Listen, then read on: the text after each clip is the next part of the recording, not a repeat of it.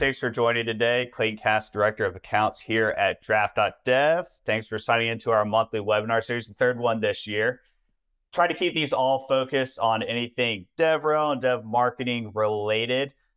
Today, we're largely going to be focusing on the intricacies of building a DevRel team at your organization. So navigating the DevRel hiring landscape, structuring your team for success, empowering your team, and then really optimizing that team for career development. We're joined by a few of our favorites here today. Tessa, who was on last month's webinar, if you joined us last month, DevRel leader and coach, who is also going to be launching her own service. And we got teased on that on last month's webinar soon. So check out her links I just put in the chat. But she's cut her teeth at some of the biggest names in the industry and now offers consulting services too.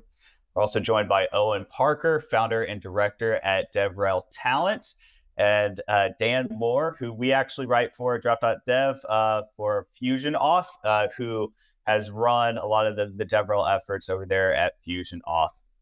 So with that, let's kick the conversation off. So I feel like when it comes to building a DevRel team, step number one, obviously, is always that first hire. But from my experience with working with our clients, a lot of the ones that just got their seed series, their series A, that's always a big hurdle for them to get over. You'll often hear about people like really building up their sales teams or other positions, and then they sort of put that one on the back burner just because it's sort of overwhelming to figure out what's that pairing of talent, what should I be paying this individual, what kind of personality should I be looking for. So maybe Tessa, since you joined us on the first webinar, you're a little bit more comfortable with the format. How would you recommend diving into that first DevRel hire when you're sort of getting out of the gates there? Oh, that is like a super, super loaded question. Yeah, I know. Yeah. Can go so many different directions. Okay, so a couple different thoughts. I think, and it's kind of fun because I've actually been thinking about this lately a lot in terms of where are these gaps, right? And how do we sort of paint a clearer and better picture for DevRel? And this team thing plays a huge part of that. And it comes down to sort of like reporting structure, to like company buy-in, to what is the actual audience? What are the objectives for the company? What is their goal? Do they actually know what they're trying to accomplish? Do they know what they're working towards? What's going to get them there? And I think a lot of those things play into like, what do you need for your DevRel team? And I think what I probably see the most is that someone comes in and they really need results, right? So they're like, I want a developer advocate. I want them giving results like day one. And it's like, okay, whoa, hold up. To every tech stack is so much, and to every company there is so much, right? And so if they're coming into a situation, right, where you're like, I just need results, odds are you're lacking the strategic vision for that person to come in and fully understand what and how they are supposed to make those results happen. So I say all of that because there's really this like super, super, super, and I cannot iterate enough how super important this early journey is to truly figure out like, why are you bringing DevRel in? What is going to be that objective and impact of DevRel? And once you know where that influence is going to be, there is, and since we're on video and Caroline's in the chat, this amazing book that she happens to be an author of, her alongside of James Pardon. Inside of this book, there's this influence mapper, and it essentially shows you this sort of like concept for figuring out the biggest influence of what your DevRel team will do. Because it's kind of on a grid, right? And you're going to sort of shift to different areas depending on stage and cycle. But inside of that grid, you're going to have the biggest influence in certain areas of the company, and breaking that down and saying, okay, what does that look like?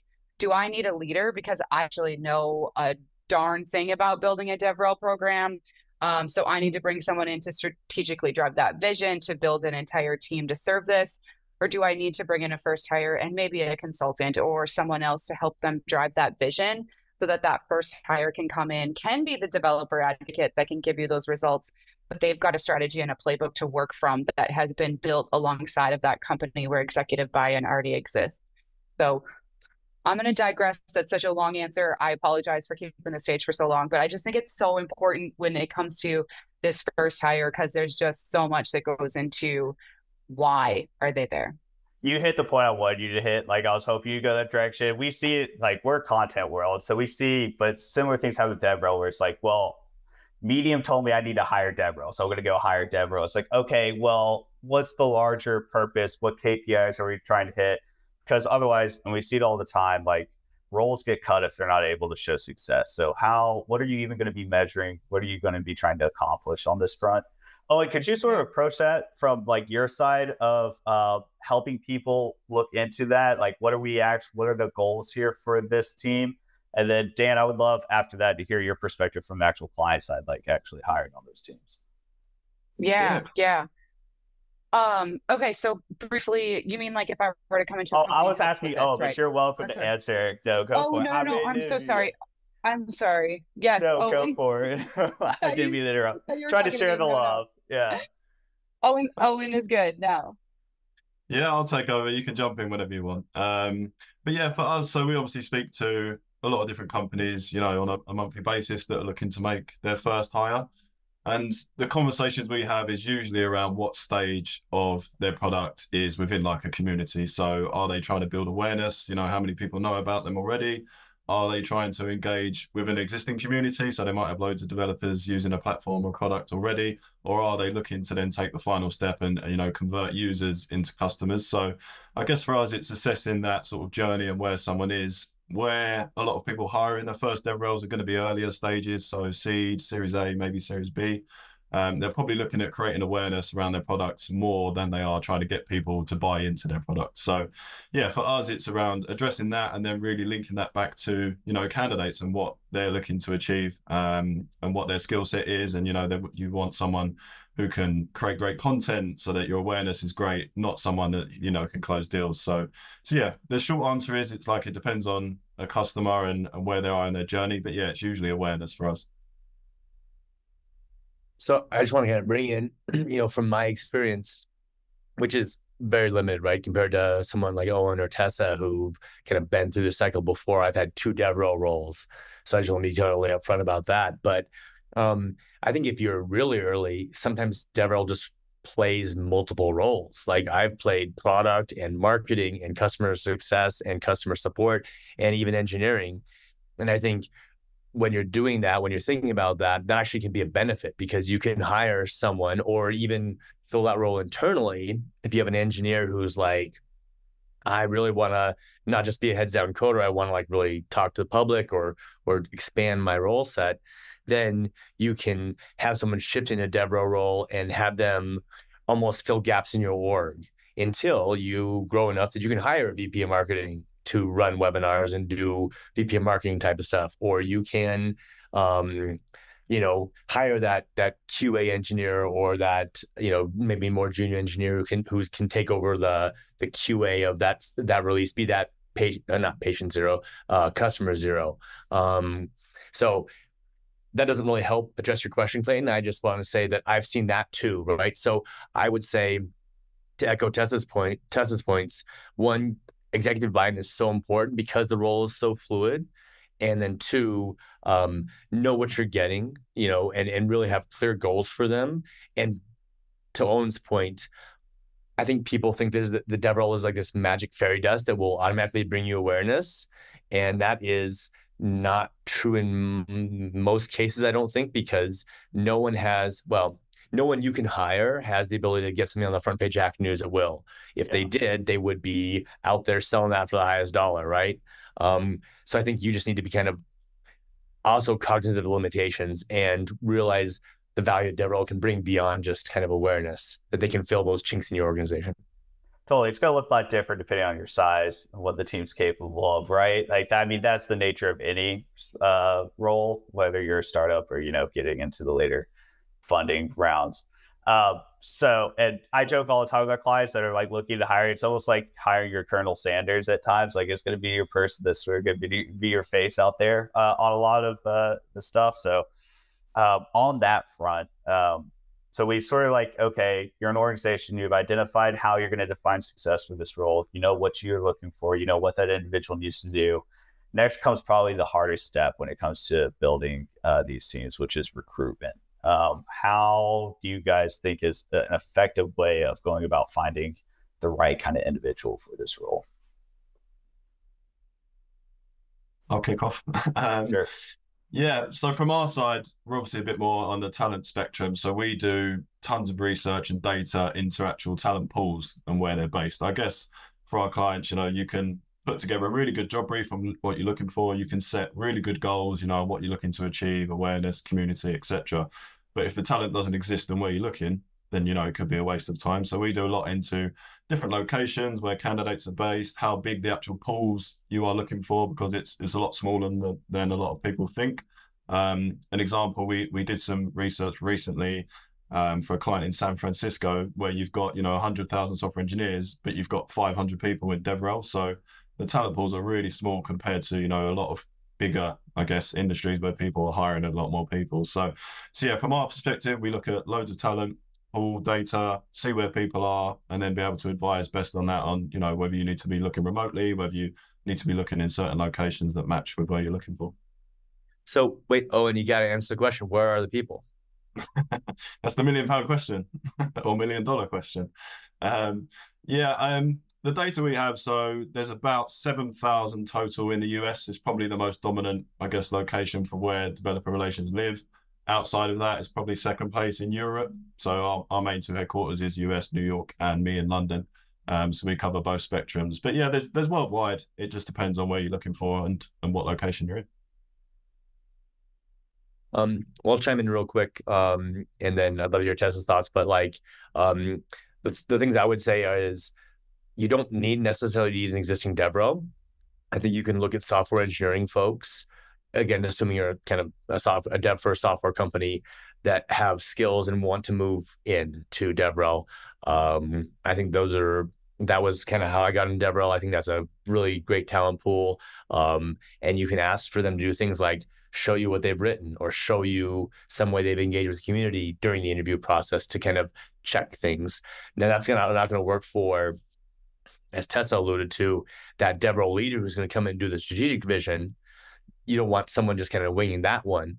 But for being an IC, an individual contributor, I think you can reach out to that pool.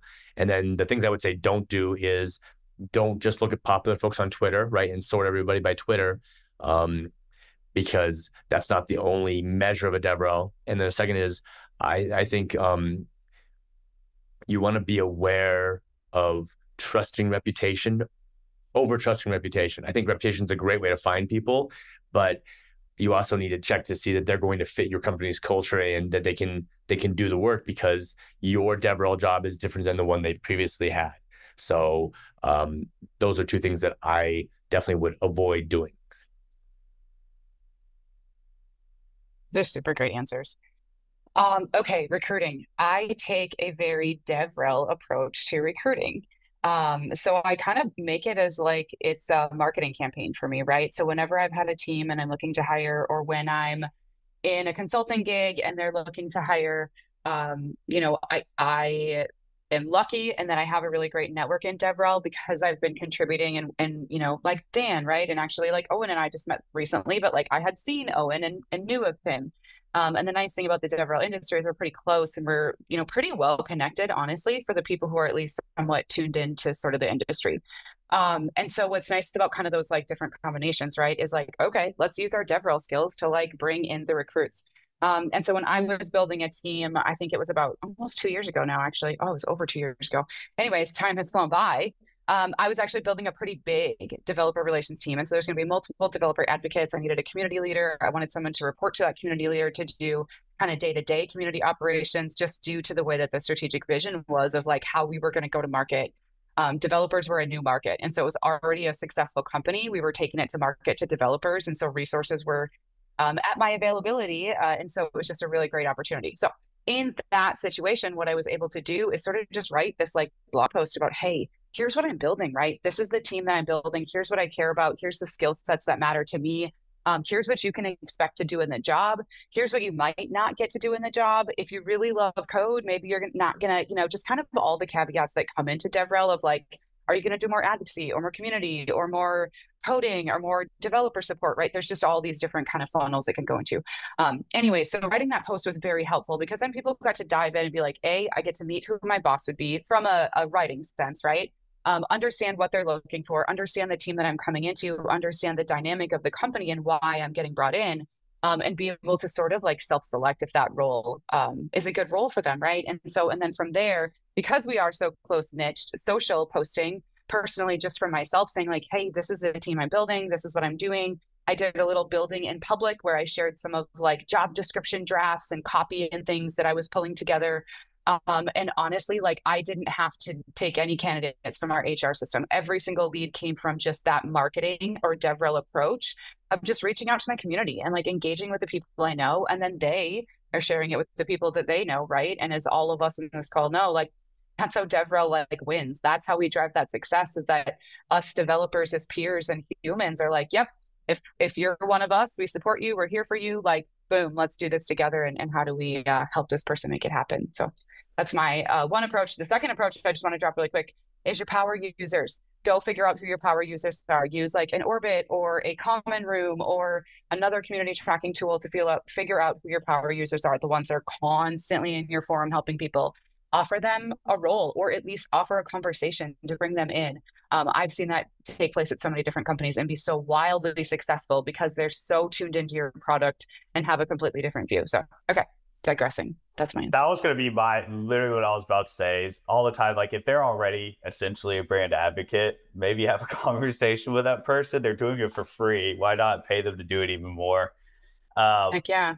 Totally. So to get to brass tacks, I get this question all the time with earlier companies of and we don't have to get too far into the detail here because it's a big question, but what should we pay a DevRel individual? We see job postings all the time that look like they're trying to hire like an entry-level marketing person by the judge of the pay, when they probably need to be getting closer to engineering pay if you're trying to attract that kind of talent. Would love to hear your perspectives on that. Yeah, from our side, we're actually putting together a bit of a report, which hopefully a couple more months, once we get some more data, we'll be ready to go live. But yeah, the short answer is, I think if you have a look at the software engineering bands and where they are, so for IC level, for lead level, for management level, they typically follow a similar suit. I think that's mainly because like a lot of the background of people come from an engineering route. So salaries will sort of tier across, and then you'll work your way through developer relations and work your way up. That's what we see. Yeah, we can go through banding and stuff, but I'd say the easiest way is to look at what software engineer bandings there are and work from that sideways. I mean, I even bump it up a little bit from that, to be honest with you, because they have that other skill set. In my mind, developer relations employee is an engineer. They are an engineer in a different way. And now I have not had the luxury of working with a community manager, who I know sometimes that falls under DevRel and that role is kind of squishy. But even a community manager who is like dealing with a forum and like answering technical questions, they feel like they're starting to feel like a customer support engineer, right? So I would say it's an engineering role, which means it's engineering pay.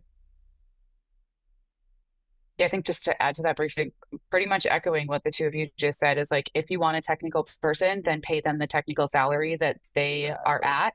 Yeah. But the one thing to add is that when you look at our technical roles, is like, you're not going to find an engineer that can speak to a CEO, that can do a public speaking presentation. And you'll find some of these skills, right? Or that can draft a marketing campaign, or that can take a roadmap feature to a doc, to a deliverable, to a video live stream, right? And I'm not saying that engineers can't do those things. They're of course capable of doing those things, but they don't necessarily always have all those soft skills of the people skills, the outreach skills, just some of the kind of other pieces of it. So I am a huge advocate for, I feel like even yet the technical salary that someone might land or sit at is still a little bit too low, because we bring in this other powerhouse of skills that is really just, depending on your company, just absolutely so imperative for you to find success with your developers. Totally. I will say the corollary of that is that you have to have the technical skills. Yeah. Right. Like you can't be like someone who walks into DevRel and is like, I can communicate with people, right? And then not have the technical skills to back it up and expect that same level of pay.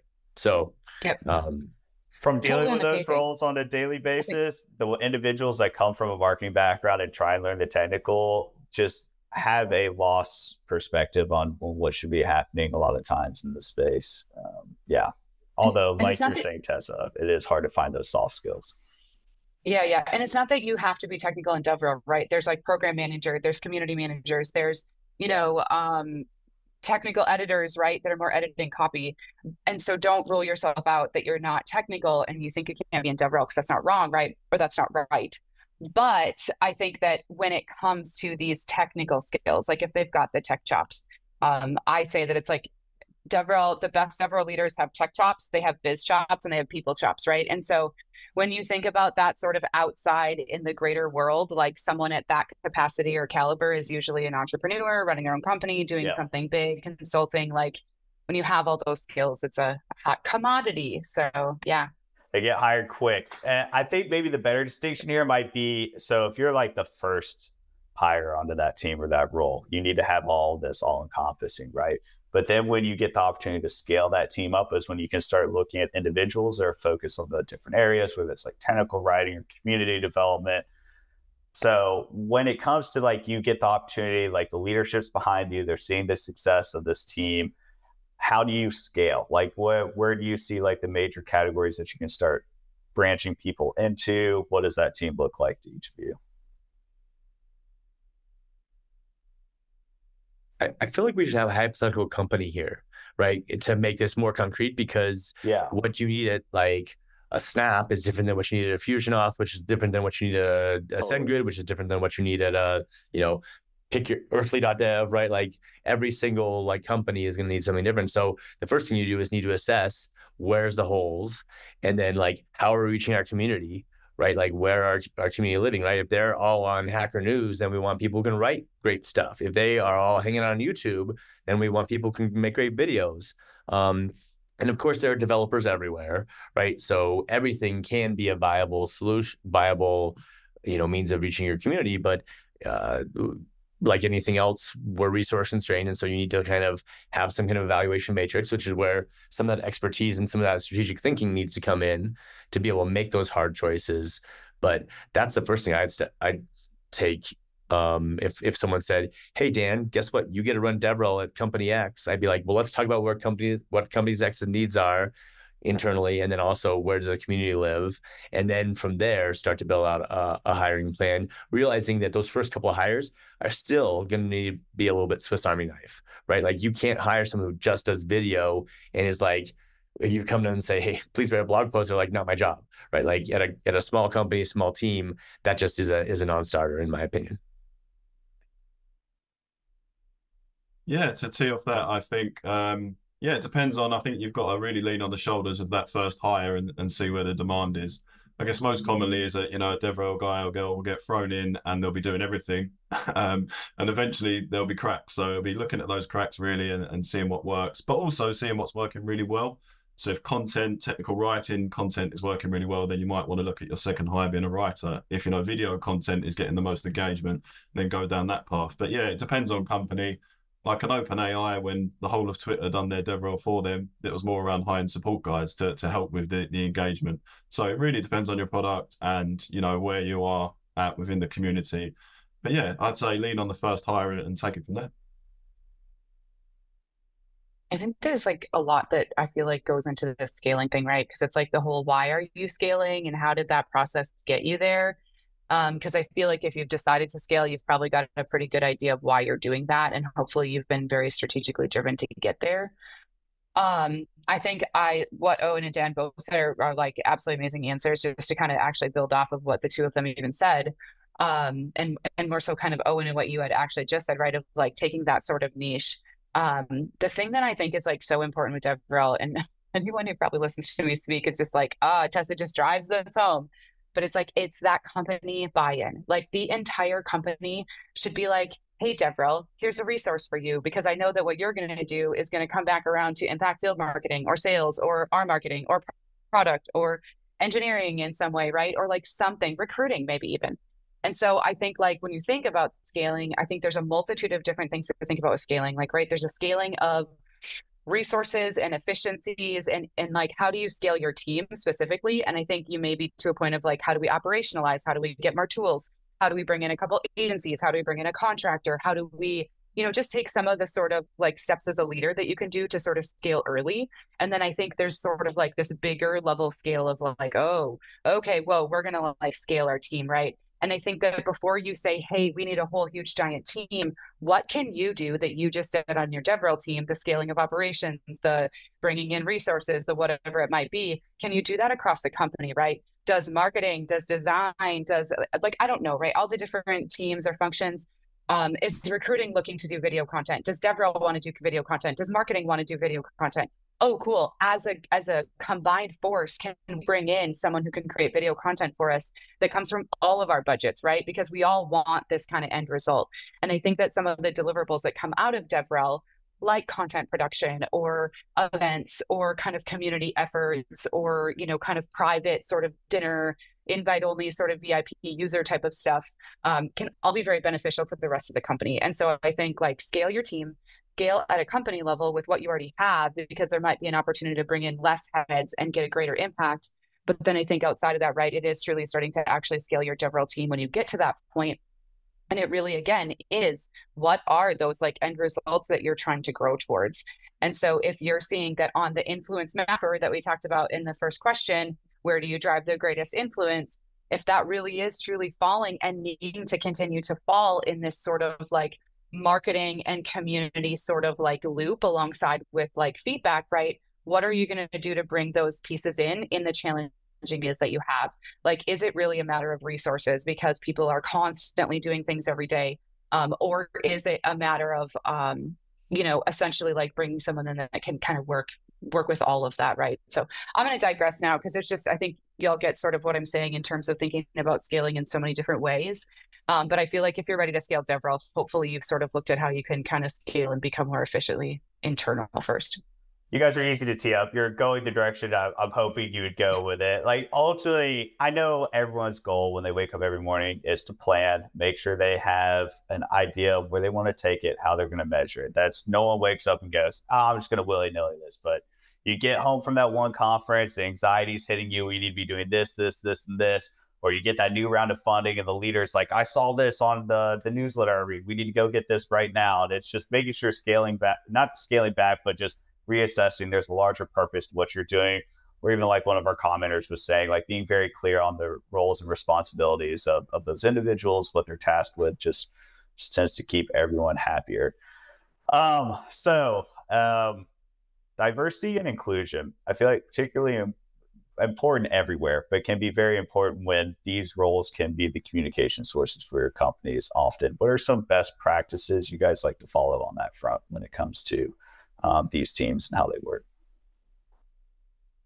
I can take a whack first. You can run the job description through a bias checker and kind of adjust things to make sure that you're not unconsciously adding some bias. I think publishing the salary range is really important, as well as legally binding in a lot of jurisdictions. And the last one I would add is be open to remote workers, because that opens up your talent pool a lot more. And then I'll let Tessa and Owen chime in too. Yeah, the big one for us, I guess, is the remote working side of things. I think post-COVID, diversity has actually really improved for a lot of companies because they're hiring people from different locations where they potentially wouldn't before. And that's really opened the door up for a lot of different people. But yeah, for us, it's just like best practice is really not being biased within what you're looking for. So not necessarily having a certain culture within engineering and taking that into DevRel. The soft skills you're looking for can come from any background. They can come from product, they can come from marketing. So you can have a lot more freedom to hire a lot more creatively. And I think that opens up the door for diversity really well. I have like a million thoughts on this too. Gosh, I'm like so opinionated all the time. One thing I am good at. Okay, so lots of thoughts on diversity and inclusion. I think sort of on the first front, let's think about it from like a DevRel community side, right? Our developers, our users, our community members.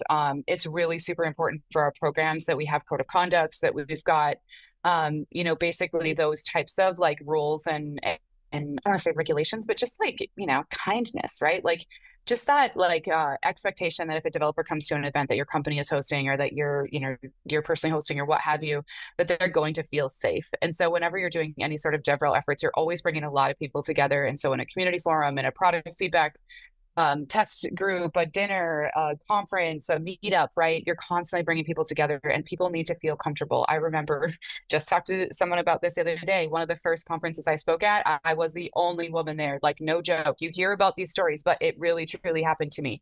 And I was speaking on top of it. So it just made everything so incredibly intimidating. And one of my first time speakings too. So anyways, long story short, when I came in that situation, right, I did not feel comfortable. And so I'm not saying that the community organizer should bring other women to the event.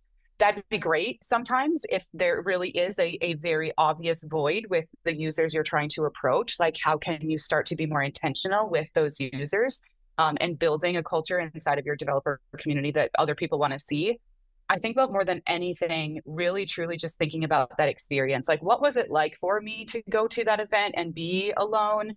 Like, hey, if there are event organizers or volunteers, like maybe coming and sitting with me at lunch or introducing yourself or whatever, because you're still a guy. So you're still not necessarily going to look like me, right? But just providing that level of comfort to someone who does feel uncomfortable. And I think that applies everywhere, right? A forum, a Slack, all over, right? How do we make someone feel safer and comfortable in our community? So that's kind of one side of the DevRel programs. I think from the other side, I think as we're growing our team, right, and thinking about the diversity of our team, that's different. And when I think about diversity of team, of course, I want a diverse team in terms of gender and race and geographical location and a lot of those different things, because they bring so much to the team more than just a checkbox, right? They bring their views, their differences, how they were raised, like how they look at things, their religious views, their everything, right? Everything is different when you bring in different cultures because we were all raised in a different place. Again, so then we can speak to how do we make people more comfortable, because then we can start to understand the rest of the folks on our team. I think the biggest thing that is not talked about enough, and so I'm going to use the opportunity to talk about it now, is like the actual diversity of experience. I think that when you have a team and it is all traditional software engineers, all went to college, all worked at big tech companies, all were software engineers for those tech companies from college to, today, I would say even if they came from different cultures, you're still failing in diversity, because they all have the same experience, the same background, getting it in their career at least. And they can't bring a whole lot different. They've seen big tech, they've built apps, they've showed up on your team, right? So that is where I feel so important, or so like, I don't feel important. I feel it is important that we really tap into that. Like, I came from a town of 300 people, like, no joke. A lot of people know that about me, but some people don't, right? Like 300 people. I tried college. College is just not for me. I can't sit through the lecture style of college. I'm like, give me the thing so I can learn it, right? So when I come to a team, I am going to bring a different educational view, a different career experience view, a different life view. And I think when you sort of start to dive into that for your DevRel team, especially since the people that we serve are so diverse, our team needs to look just as diverse as the people that we serve, sort of in all areas of our life. So that's how I feel about diversity. Nailed it. Thank you. So you got your team, made some good hires. Career development and skill development. Let's maybe start with skill development. You can't be complacent, particularly in our space. How do you not only keep up with maybe industry direction as a DevRel individual, but also your own personal growth and your strategies?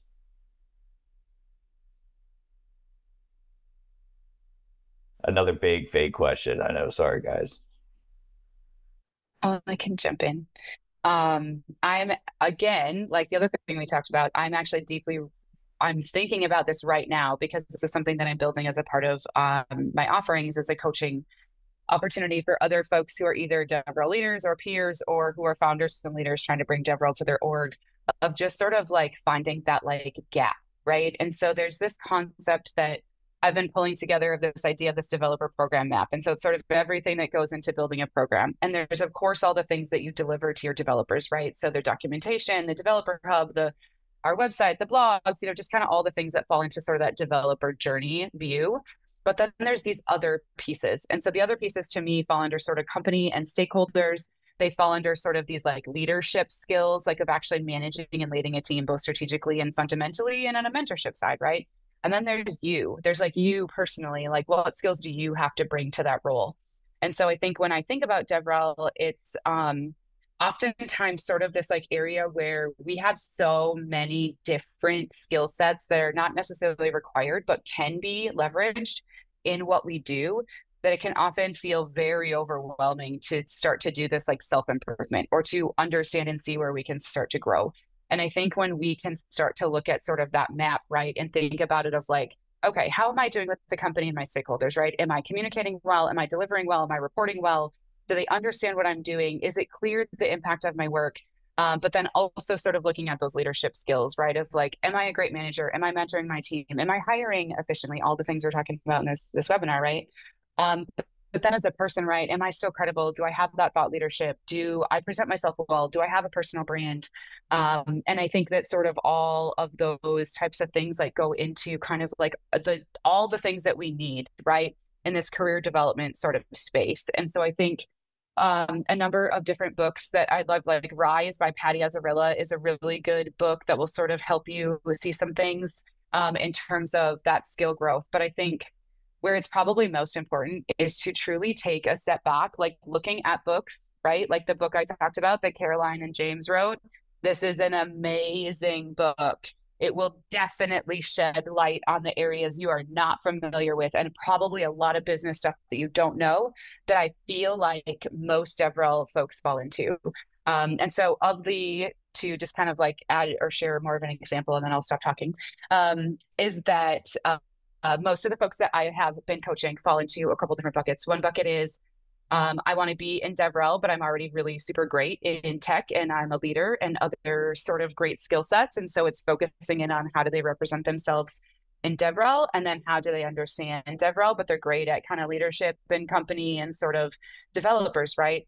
But then other folks are maybe coming in a developer relations sort of sense and saying, how do I get promoted? I feel stuck.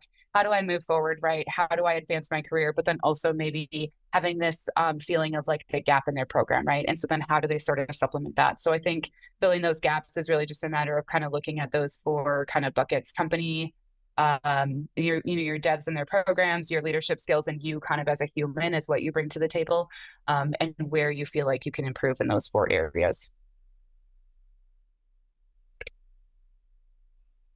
Yeah, I think I'll come in from a different angle, from like a hiring perspective. But I think it's important because there's two groups of people. There's people obviously working in developer relations already, and there's people job seeking or looking to get into developer relations. I think it's really important to keep looking at what other companies are doing within developer relations, because trends change really quickly. Everybody knows that. So you could have like a nice developer relations role where you're just focusing on building a community, but then further down the line, other companies are looking at video, are looking at writing. So it's important to keep those skills going in the background. I think when you think a lot of companies will make that first hire and look for a multitude of different experiences. If you're in a nice role and you've been there for 2-3 years and you're focusing on one area, that background experience might get lost and might not show up on your profile, for example. So yeah, it's important to, I guess, look at trends, look at what other companies are doing, looking at what hiring companies are doing, and making sure, you're keeping in line, I guess, with the industry. I'll present yet another viewpoint, which is someone who runs a team, and kind of some of the stuff we do, which is super tactical, is provide a budget for personal conferences, right? Like DevRel folks are going to conferences all the time. Let them go to a conference they pick, right? And not as work in a booth or talking or anything, just let them go to a conference that they want to learn something from. Having space inside the company to do small projects. We just had a day-long hackathon, and all the DevRel team participated, and they were not working on DevRel specific things that I know of. They were kind of just working on wherever the nose led them. And I think that kind of autonomy can be helpful. Letting them buy books and, reading those books, paying for those on the company dime. And then also on the autonomy sense, I think one thing I've done is, you just hired these expensive professionals, let them help drive the roadmap and the strategy, right? Let them bring their interests as well as their expertise to bear on what projects you end up doing.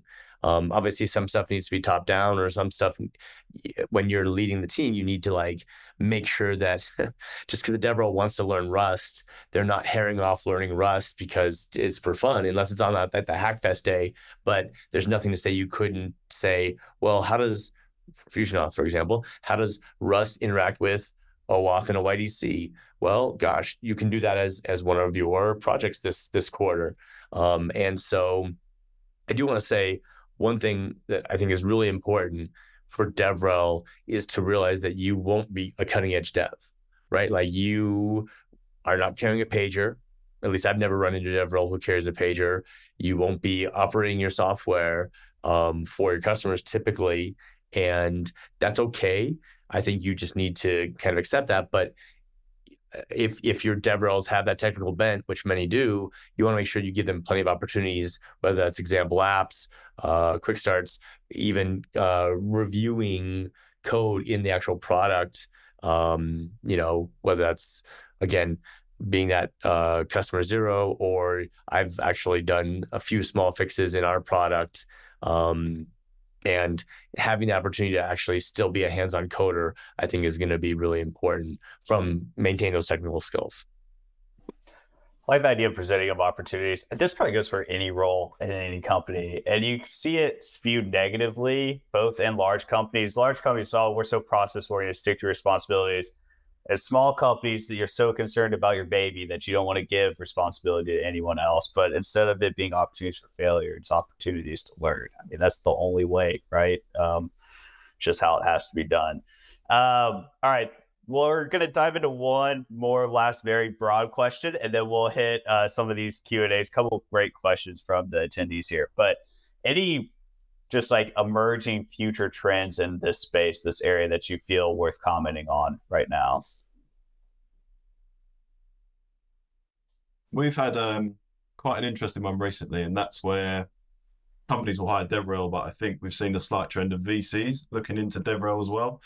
So what you'll find is VC will have like a portfolio of companies, 100, 200 startups, but they're now looking at their own developer relation strategy to attract people to those startups from like a talent point of view. We've had 2 conversations this week all around that, and that's quite a new trend for us. So I think it's worth looking into different VCs and maybe building a network there too, because that's definitely an upwards trend that we've noticed recently. We've actually had them reaching out to us a lot. They're sort of trying to build a lot of those resources so that when you've got multiple sort of startups working under you, they can share all of those resources. And that's one of those roles they can share now.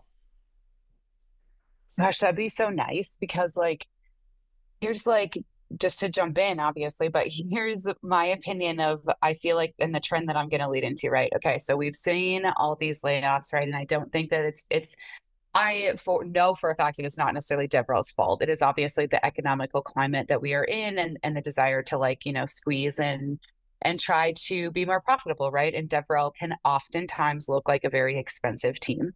I'm going to digress from that because there's so much that goes into that, right? But I think that as we've seen these layoffs, I feel like what we're going to see is this shift in like the DevRel effectiveness. And I say that because I think that companies are going to long realize that, like, with a lack of DevRel, in specifically if they're like a developer first company where it's pretty much imperative, they're going to start to see like the ramifications of like ditching that team, which may have been faces that have been there for years, right? Within many, many cases. And so I think that is going to be a negative connotation. And what I feel like, what I hope that I can play a role in, and hopefully all of us can, right, is like this new DevRel industry that sort of forms from that. And when I say new, I don't necessarily mean that anything's changing really, except for that all of us are working together just a little bit better, right? And so the company, when they decide to bring in DevRel, it is truly company-wide adoption and buy-in. They understand what they're getting themselves into. Stakeholders are excited. They understand what DevRel can bring. DevRel is bringing it, right? They're bringing all the greatness that they normally bring, but in an environment that allows for them to bring that in. I had this sort of analogy. I said, where like HR reports to like operations, right? Or whoever it is, maybe sometimes it's financial, it just kind of depends. But HR works for the entire company. Why does HR not have all these struggles with the executive buy-in that DevRel has? Right? The company understands what HR does. They know that HR provides talent. That's their, I shouldn't say nobody provides the talent, right? But they manage talent, right? And they work with you across the company to help you get that talent. So DevRel needs to be shifted to that methodology. We are HR-esque like, but we are serving your developers, and we are the developer program, right? We are the people that care about that very first experience all the way to the very last, the ones that developers need to care about. And so I think that the future trend that we'll see is this shift, which I love to see that VCs care about this, because I think that VCs can start this trend, right? It's like if they get and understand DevRel and the impact that it can provide at a company level, can the VCs start to go in with their founders and with their boards and the other places that they're investing and want to see the version of DevRel that we need to see so that companies understand and really are just like, nope, DevRel it's like invaluable. We cannot get rid of DevRel because this is the impact that it's providing. And I think it can start at that thought leadership level of our VCs. So yay for that. That's a great answer. I'll be real quick because I know we have the questions that people have asked, but two things. One is I'd say I actually had a relative who was in HR, and they don't always it's not always smooth sailing, right? Sometimes they have to advocate for themselves. And so cross-functional departments do have difficulties, I think, just in general, although DevRel's newer, so maybe with more difficulties. My prediction, I know you didn't ask for, you asked for trends on predictions. My prediction is in the next 5 years, someone will have a chief DevRel officer, and that will have follow-on effects of the same way the CFO has metrics and KPIs they have to reach, and the CMO has those same ones. There'll be a chief DevRel officer who owns that. And I'm borrowing that concept from, I think Jono Bacon was the first person I heard it from, but I firmly believe that that will happen in the next couple of years. I would love to see that. I feel like over the last year, I just started seeing CMOs pop up in our industry versus like how common they are in other like consumer-based markets. But Chief DevRel, all about it. This first question, I think it's really interesting. It sort of touches on Tessa, Dan, what you were talking about a little bit there towards the end. 2023 was a crazy year for us in our industry, whether that be budgets or financials. And leaders sort of, you got to make hard decisions. And that a lot of times ends up happening to the marketing teams, HR teams, stuff like that. So a lot of DevRel folks were out having to shop themselves around at some point last year. How do you sort of maybe, if you're not finding what you're looking for as a DevRel person, maybe transition yourself into another role, present yourself differently to a company, carve out that slot for you? What were some of your colleagues doing over the last year or so when they ran into that situation?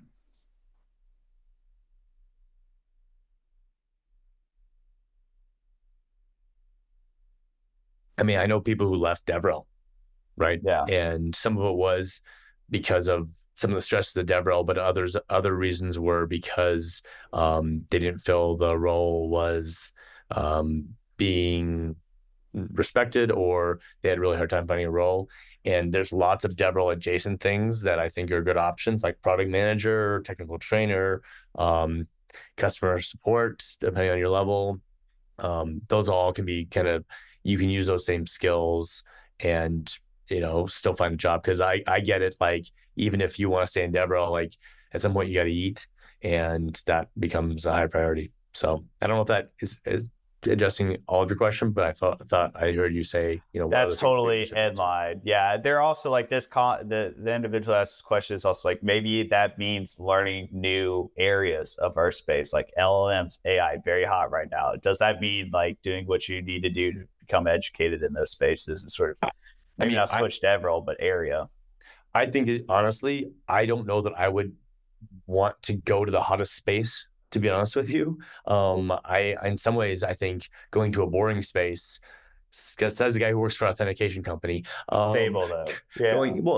I think that the competition's less, right? Like in some ways, right? Like its growth is less too, right? There's smaller companies, or there's smaller like month-on-month growth than there are for LLM companies. But I think if I was thrown on the street and said, hey, I need to find a DevRel job, I would look at domains where I had experience too, because being able to talk, like I worked in real estate brokerage for a while, and be able to talk and know the domain of real estate and be able to talk to devs means that I am a great fit for a real estate tech company who wants to address devs. So that would be one approach I would take if I was forced to. Yeah, definitely.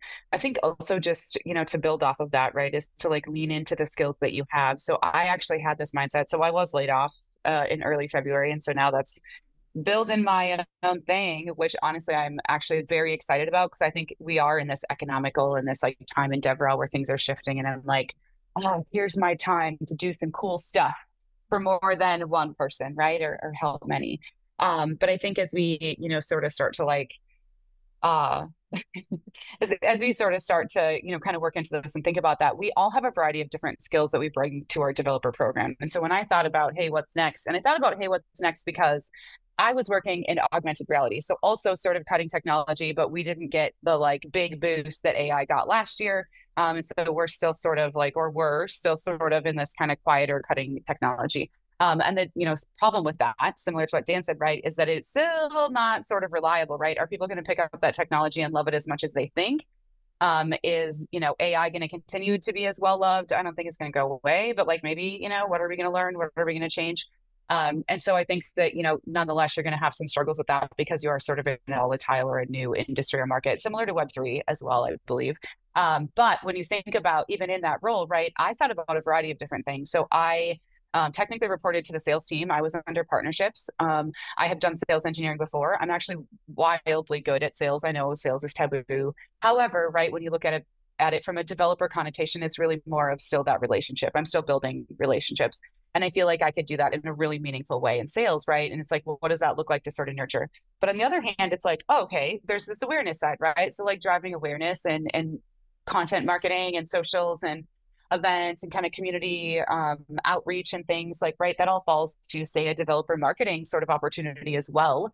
And then kind of thinking about like product and like customer success, right? I think that Dan, you mentioned that the chief DevRel officer, which is yet again another mention of this book, is talked about in this book because it's very hard for us to report to one single function and drive the impact that we need. But when you sort of think about when you think about that like officer, right, and you think about the levels at which they're at, like, can you bring that individual into your early stage company to sort of be one of those early people? And Dan had alluded to that earlier, right, of like, where can all of those skills kind of come in? Can you be at a startup and do sort of all of those different facets? Sorry, I had another little hook that I was going to share and it was making me kind of get hitched up here because I forgot my hook. But anyways, a lot that I think that can go into that, right? We all have a lot of skills. And I think it's easy to get sort of worn down. It happened to me. I was really bummed out for a couple of weeks. I don't really know why, because I've been pretty optimistic about my plans. But I think it's just, the market's not great right now and there's not a lot of roles and a lot of people are continuing to get laid off. So it's like, oh my gosh, I saw that Sam Julian got laid off and I was like, oh, I'm never going to find a job if Sam's on the market, and so it's just things like that. Like, but don't feel like that. There are plenty of work. I think everything's going to come back around, right? It's just, we have to get to this place of like efficiency and effectiveness. And I think coming in and having either build new programs where we need to do that or just drive that sort of effectiveness where we can find those roles, I think is going to be key right now. So I'm along with all of you in some of these emotions as well. So.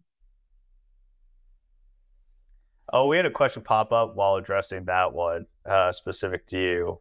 You mentioned that there are a lot of DevRels in the US and the UK. From your experience, do you think the location may play a major role when hiring a new DevRel?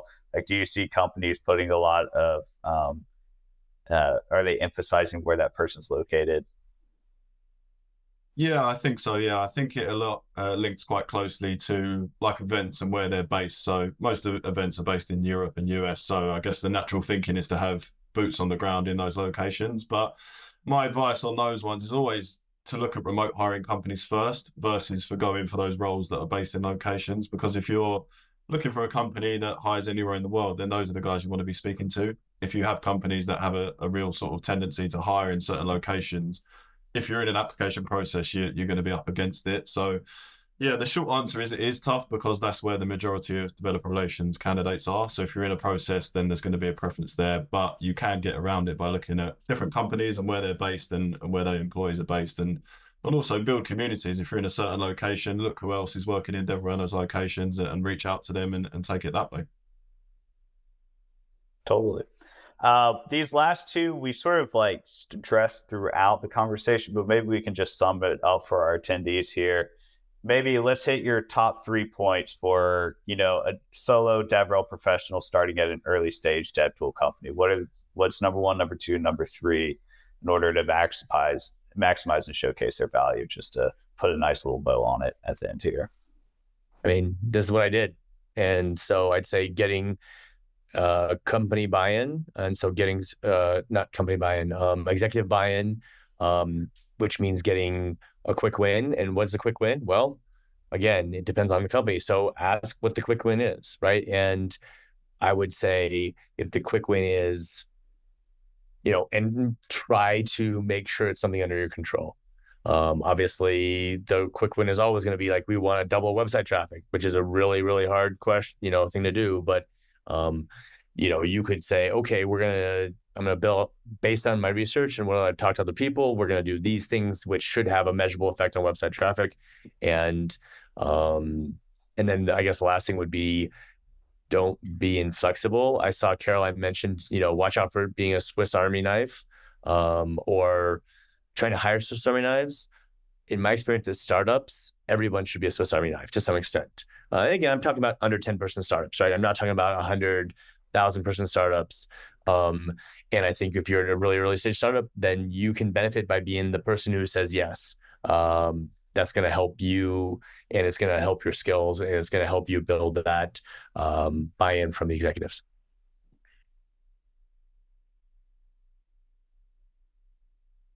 Okay, I have my 3 ready. So the first one is understand what your company needs, because in order for you to report the impact or to show value, you need to know what they need for value. So 100%, what does the company need? CEO level, executive level, developer platform level, wherever that leader is, right? The second thing is become best friends with your stakeholders. And that means sales, marketing, product, engineering, recruiting, customer success, any other sort of education, any other functions that may exist. If they do anything with a developer, because you should be their friend and they should be yours, right? So you have the same end objectives to bring those developers in. How do you work together to drive that objective together? And then the third thing is developers. What is it that your developers want, right? So it's 100% come in. So let me just read quick, because I don't think you're necessarily saying that it's a new thing. You're just saying maximizing impact. Coming in and just making sure that developer experience is like top notch, right? Have you done a developer journey map? Do you understand where they are at in the journey? What is the experience for developers? How does it feel to go through that? And where can you drive those improvements? And that's really just your developer program, right? So I think doing what you absolutely need to do in your developer program to please and satisfy and be best friends with those stakeholders and to accomplish that company objectives and needs that they have. So the third one really just helps to make those things happen. Perfect. Oh, and you got 3 uniques, or did they already cover everything you'd probably say?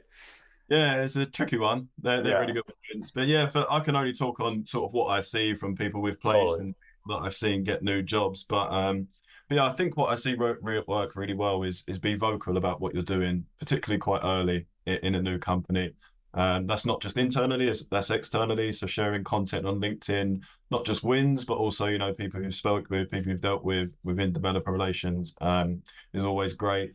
I think if it's not there already, particularly in startups where you might be the first hire, then really bring that CEO or co-founder into the journey with you. I see a lot of people do that, whether it's like a podcast or whether a quick webinar like this. That's really important to showcase what the powerful, I guess, nature of developer relations can be. Third one, I'm struggling. But yeah, just don't be afraid to shout about what you're doing. Developer relations, I know it's taken a hit, but it is a really powerful function, and don't be afraid to sort of shout about it. Oh yeah, we're coming back stronger this year. 2024 is where it's at. Thank you everyone for joining today. Owen, Dan, Tessa, your information is invaluable. Really appreciate you guys. And to anyone that has signed off, join us in April. We'll be posting the registration link for that by the end of the week. Thank you everyone today. See ya.